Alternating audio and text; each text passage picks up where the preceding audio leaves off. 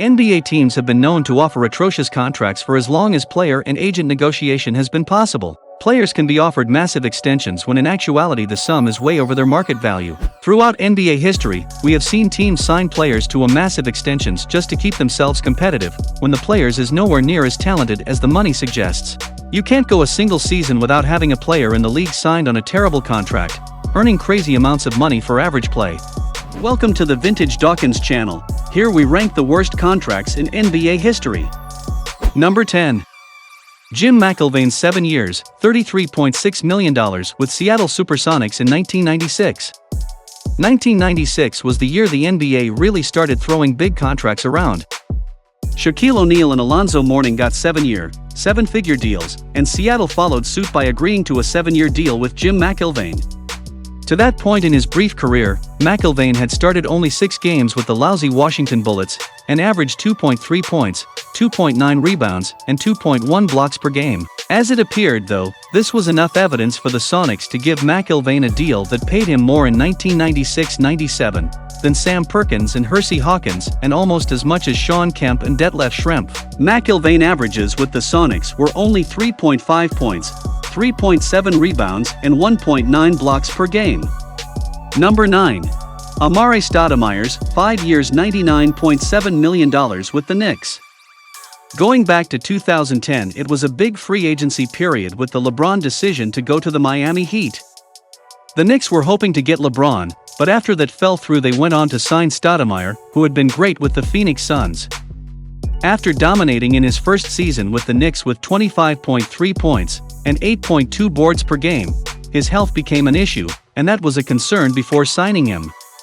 Every year after that, his numbers per game dropped, and in his final year with the Knicks he only averaged 11.5 points and 5.6 rebounds, while making $21 million. It wasn't in their control, but this contract really came back to bite the Knicks, and they haven't been able to sign a big-named free agent since. Number 8. Ben Wallace, 4 years, $60 million with the Bulls in 2006. Ben Wallace is a Hall of Famer, and like many great players in NBA history, he received a big contract that he simply didn't deserve. Big Ben was 31 years old when the Chicago Bulls thought it was best to offer him a 4-year deal worth $60 million. While a prime Ben Wallace was certainly worth this money thanks to his All-NBA defensive team capabilities and floor leadership, he was way past his prime by the time he put pen to paper. Wallace averaged 5.9 points, 9.9 rebounds, and 1.9 blocks per game, and didn't last with the Bulls before getting traded to New Orleans and later to the Cleveland Cavaliers. Wallace was never an offensive threat by any means, and once his defensive capabilities began to decline due to age and attrition, this deal has to be one of the worst ever. Number 7. Joakim Noah's 4 years $72.6 million with the Knicks in 2016. The Knicks giving Joakim Noah $72.6 million over the course of 4 years might have the biggest mistake Phil Jackson made in his tenure with the Knicks. He never put up big numbers in his career, but he was serviceable, and he played some of the best defense at the center position.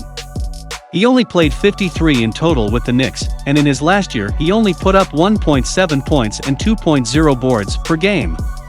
Noah was eventually waived, and then his contract was stretched, and the Knicks will be paying him $6 million a year through the 2021-22 season. He made a return to the league with the Grizzlies in 2019-20. He played pretty well that season, but he hasn't been seen on the court since then. Number 6.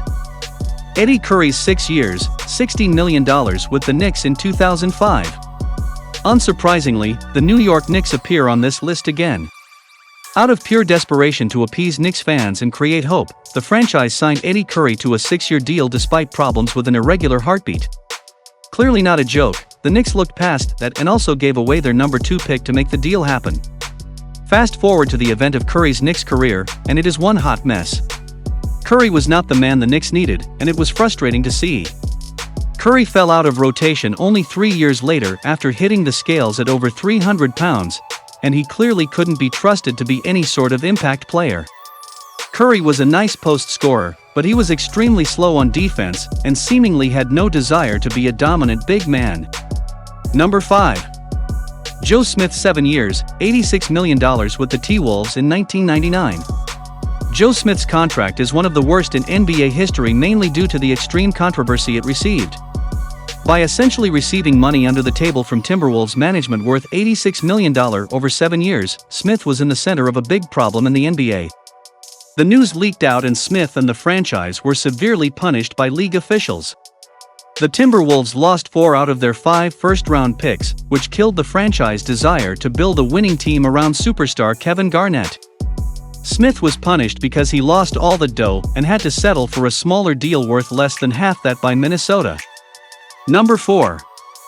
Luol Deng's 4 years $72 million with the Lakers in 2016. Another player that was given way too much money in 2016 was Luol Deng with the Lakers. He signed a 4-year deal worth $72 million and was expected to be a key piece on their team. In his first year, Deng put up 7.6 points, and then given the Lakers' situation, he was pretty much asked to not even be with the team in 2017-18, playing only 1 game. After all of that, his contract was bought and stretched by the Lakers. The dollar amount wasn't as big as some of these other contracts, but given so little how he played, it was one of the worst we have seen. Number 3. Timothy Mozgov's 4 years $64 million with the Lakers in 2016. The other mistake contract the Lakers gave out in 2016 was Timothy Mozgov coming off his season with LeBron and the Cavaliers. Before he signed this big deal with LA, Mozgov had only averaged 6.9 points and 5 boards per game, but he had shown some promise with the Cavs. Over the course of this contract, Mozgov only played 54 games with the Lakers and averaged about the same, 7.4 points and 4.9 boards per game, as he did throughout his career. He was then moved to the Brooklyn Nets in the Brook Lopez deal, and then his deal was moved on to the Hornets in the Dwight Howard deal, and then again to the Magic where his deal was eventually stretched. After his first year with the Lakers, Mozgov has only played in 31 total games and never returned to play another game in the NBA. Number 2. Nicolas Batum's 5 years $120 million with the Hornets in 2016. When the salary cap in the NBA jumped in 2016, Batum was one of the players that benefited the most. He was always a solid player, but when he was given a 5-year deal worth $120 million with the Hornets, the expectations grew. He started 72 games in 2018-19, but only averaged 9.3 points per game, and in his final year with the Hornets he has struggled to even find the court, starting in 3 of his 22 games played and only putting up 3.6 points per game. Number 1. Chandler Parsons, 4 years, $94 million with the Grizzlies. When Chandler Parsons signed a 4-year $94.5 million contract with the Grizzlies, he was averaging 13.7 points, 4.6 rebounds, and 2.8 assists per game, and was destined to become an above-average player in the NBA. However, injuries starting to take over his career, and due to his multiple knee surgeries he only played 95 games in his first 3 years with the Grizzlies. And in those games he wasn't productive, only averaging 7.2 points and 2.6 boards per game. His contract was then dumped to the Atlanta Hawks in his final year. Parsons played only 5 games with Atlanta, and then finally retired in 2022 at the age of 33. Comment below, what do you think is the worst contract in NBA history? And if you like this video, smash the like button and subscribe for more. For even more basketball content, subscribe to our other channels, Free Dawkins and Squad Dawkins, and follow us on social media.